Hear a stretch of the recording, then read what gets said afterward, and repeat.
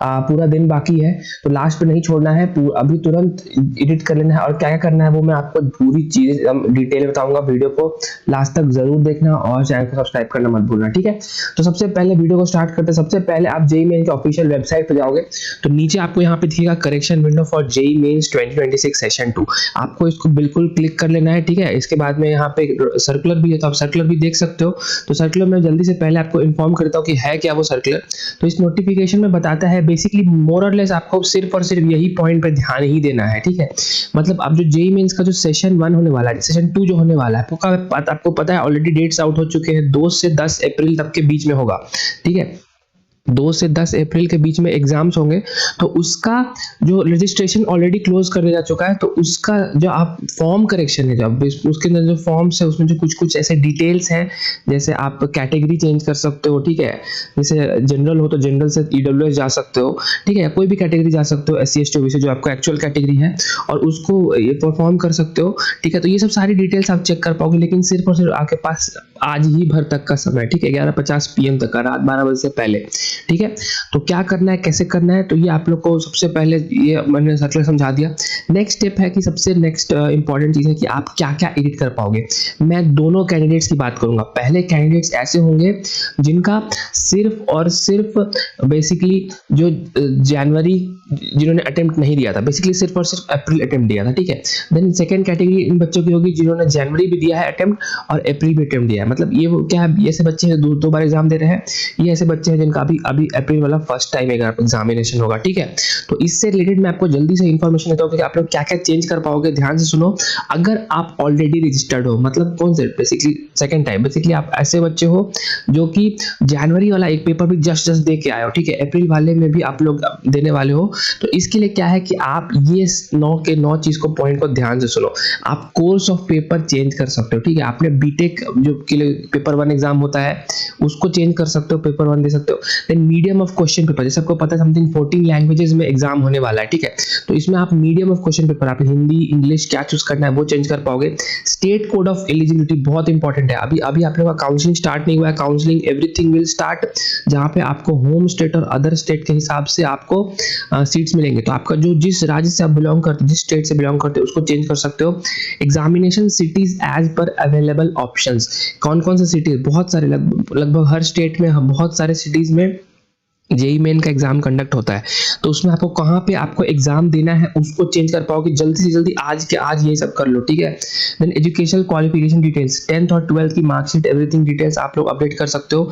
Gender update कर सकते हो। कैटेगरी भी बहुत इंपॉर्टेंट है, जो कैटेगरी अभी नहीं बना है उसको जल्दी से बना के कैटेगरी, ऑब्वियसली अभी तो टाइम, इसको जल्दी से अपडेट कर लेना है। फी पेमेंट, क्योंकि अगर आप लोग इतने चेंजेस करोगे तो उसका थोड़ा सा नॉमिनल फी लगेगा, तो इसको पेमेंट कर देना है और क्लियर रखना है, ठीक है।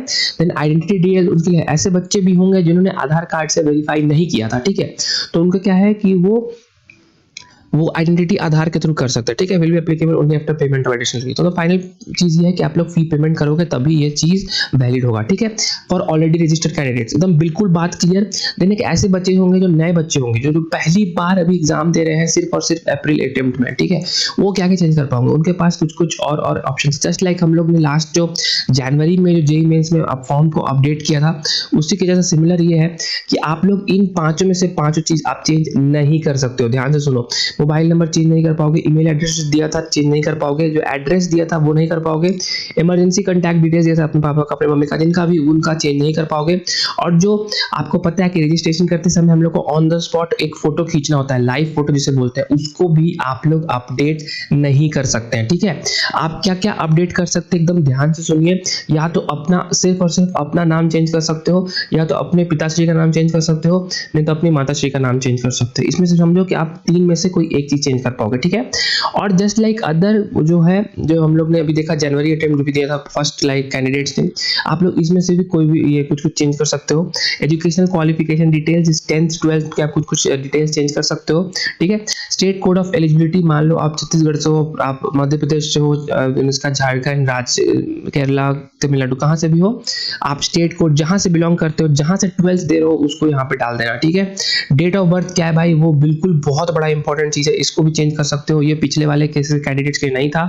जेंडर क्या है, मेल फीमेल है अदर्स है, उसको भी चेंज कर पाओगे। कैटेगरी बहुत इंपॉर्टेंट है, उसको रखना, और उसके हिसाब से सब कैटेगरी, मान लो अगर फिजिकली हैंडीकैप्ड भी हो तो उसका भी आप लोग यहाँ पे कैटेगरी सर्टिफिकेट डाल सकते हो, ठीक है। सिग्नेचर चेंज कर सकते हो और पेपर चेंज कर सकते हो। पेपर मतलब वही जो आप लोग बताया, पेपर 1 जो हम लोग देने वाले हैं फॉर बीई बीटेक, ठीक है।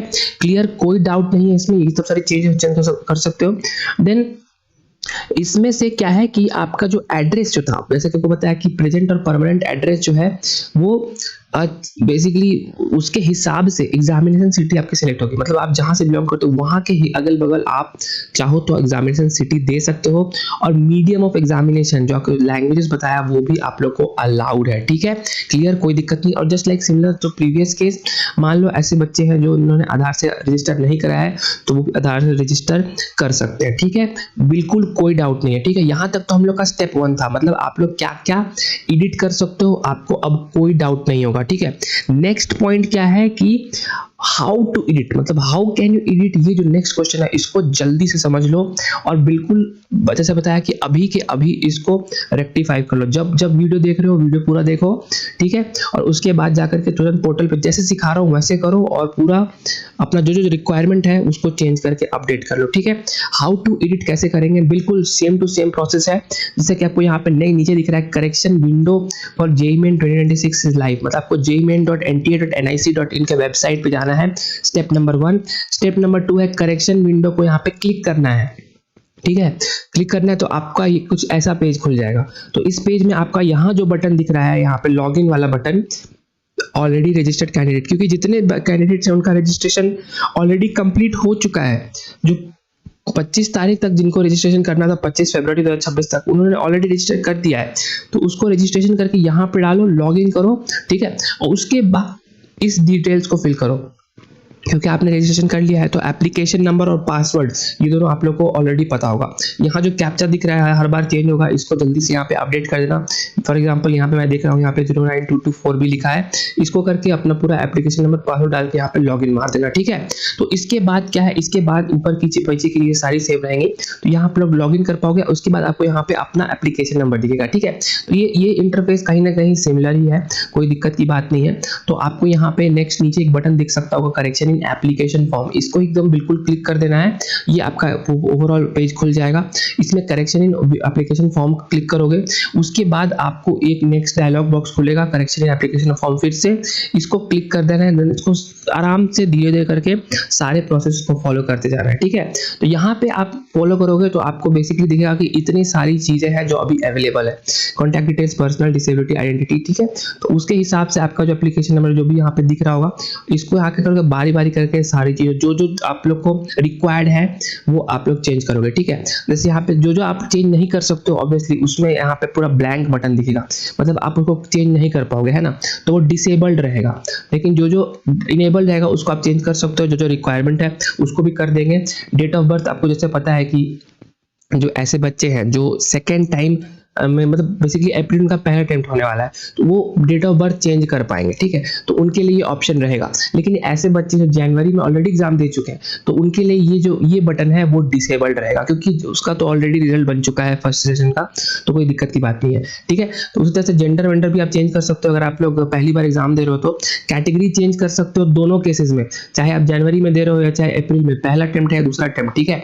तो उसमें आप ये चेंज कर सकते हो। लेकिन उसके बाद कंफर्म करना कैटेगरी को, उसके बाद do you have a live valid certificate, मतलब बेसिकली अगर सर्टिफिकेट आपको कैटेगरी चेंज करना है तो उसके लिए कैटेगरी का सर्टिफिकेट भी चाहिए, ठीक है, उसका नंबर चाहिए, वो सब डिटेल डालना है, वो तो एकदम बिल्कुल डाल दोगे तो आपका पर्सनल डिटेल हो जाएगा कंप्लीट, ठीक है।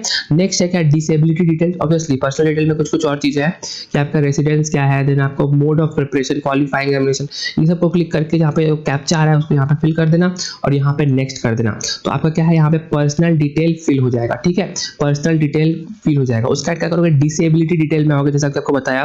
तो डिसेबिलिटी डिटेल्स में जैसा कि यहाँ पे पता है कि अगर आप लोग डिसेबल हो तो जैसे ऑब्वियसली सिर्फ और सिर्फ जो पहली बार एग्जाम देंगे, जो सिर्फ सेकंड पेपर दे रहे हैं अप्रैल वाला, तो उनके लिए यहाँ पे ये बटन इनेबल रहेगा। फर्स्ट से वालों के लिए इनेबल नहीं रहेगा क्योंकि आपका ऑलरेडी कैटेगरी डिसाइडेड है, मतलब पीडब्ल्यूडी में। तो वो क्या करोगे, यहाँ पे फिजिकली डिसेबल्ड का यहाँ पे ऑप्शन दिखेगा, इसको क्लिक करोगे, यहाँ जो कैप्चा है यहाँ पे यस करो कि आर यू फिजिकली डिसेबल्ड, यहाँ पे यस आ जाएगा। यहाँ पे जो कैप्चा है वो यहाँ पे पेस्ट करके यहाँ पे नेक्स्ट बटन दबा दोगे तो आपका डिसेबिलिटी सिक्योरिटी डिटेल्स भी कंप्लीट। नेक्स्ट में आइडेंटिटी डिटेल्स है, ठीक है। तो आइडेंटिटी डिटेल्स में अगर आपकी आधार कार्ड से नहीं है तो आप लोग उसको चेंज कर सकते हो, ये भी क्लियर।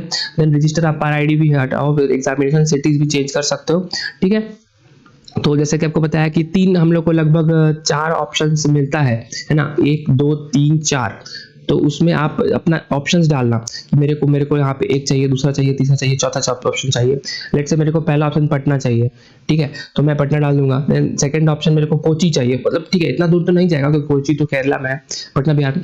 ओके, पटना के साथ मेरे को, मैं इसके अगल बगल देखता हूँ, लेट्स से कुछ मुजफ्फरपुर में चाहिए, ठीक है, देन हाजीपुर में चाहिए, देन एक और लेट्स से आरा में चाहिए, ठीक है। तो ये मेरे को 4 ऑप्शंस मिल जाएंगे, इसको आराम से फिल कर देना, कोई दिक्कत की बात नहीं है।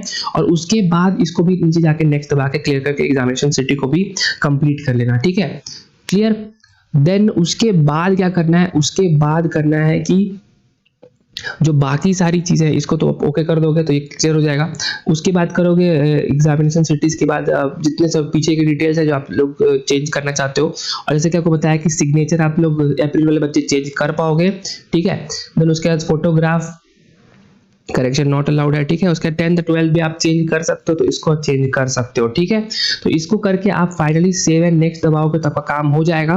काम होने के बाद लास्ट में एक और सेक्शन आएगा जहां पे आपको ये सब दिखा जाएगा कि आपको चेकलिस्ट, मतलब बेसिकली आप अपने तरफ से वेरीफाई कर रहे हो कि जो मैंने किया है वो सब मैंने चेक कर लिया है कि हाँ भाई जो रिक्वायरमेंट था वो कर लिया, ठीक है। नाम चेक कर लिया, कैटेगरी मैंने चेक कर लिया कि हाँ मेरा अभी करंट कैटेगरी जो मैंने भरा है वो सही है, ठीक है। एजुकेशनल डिटेल्स 10th 12th का, कॉन्टैक्ट डिटेल्स, अगर मेरे पास PWD सर्टिफिकेट है तो ये यहाँ पे डाल देंगे, father guardian name, mother guardian name, क्योंकि आपको पता है इन तीनों में से सिर्फ एक ही चेंज कर पाओगे, that only for that other candidate, ठीक है। पेपर मीडियम में चेंज कर पाओगे आप लोग, state eligibility, date of birth, gender और एग्जामिनेशन सिटीज में मैंने देख लिया 4 ऑप्शंस जो मेरे को रिक्वायर्ड है, ठीक है। उसके बाद फाइनली ये जो बटन दिख रहा है आई अग्री वाला, इसको क्लिक करना है, काम हो जाएगा। फाइनली नेक्स्ट स्टेप है कि are you sure want to submit the details, तो यहाँ पे बिल्कुल आएगा yes I will submit the details, उसके बाद अग्री करोगे और उसके बाद फाइनली आप ओके ओके दबाओगे तो आपका काम हो जाएगा। और लास्ट में यहाँ पे हम लोग को लिख देगा थैंक यू फॉर रजिस्टरिंग, ठीक है। एनीवे ये तो अभी तो कहीं ना कहीं इंटरफेस सेम है, तभी तो यहाँ पे 26 वाला आ जाएगा और आप लोग को यहाँ पे आएगा कि you have completed all steps of onlinisation form and correction in application form completed, ठीक है।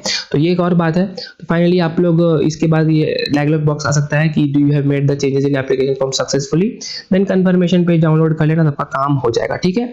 तो ये हम लोग का टोटल तरीका था कि कैसे करना है। एक और बात ध्यान दो कि फाइनल जो एक ही चीज बता रहा हूँ बार बार कि जो करेक्शन है वो सिर्फ और सिर्फ आज रात तक के लिए वैलिड है, तो जल्दी से इसको करेक्शन कर लो। जो एनेक्स्चर 1 में समझाया था आपको कि चाहे बच्चे आप लोग सिर्फ और सिर्फ अप्रैल एग्जाम दे रहे हो या ऐसे बच्चे जो जनवरी और अप्रैल दोनों दे रहे हो, इन दोनों के लिए क्या क्या काम है, कैसे कंडीशन है, वो सब आपको अटेम्प्ट करना है, ठीक है। तो that's it guys, thanks for watching. I hope आप लोग को सब चीज समझ में आया होगा।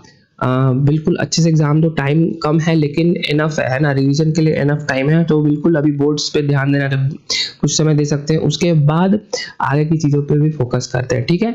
ऑल द बेस्ट, अच्छे से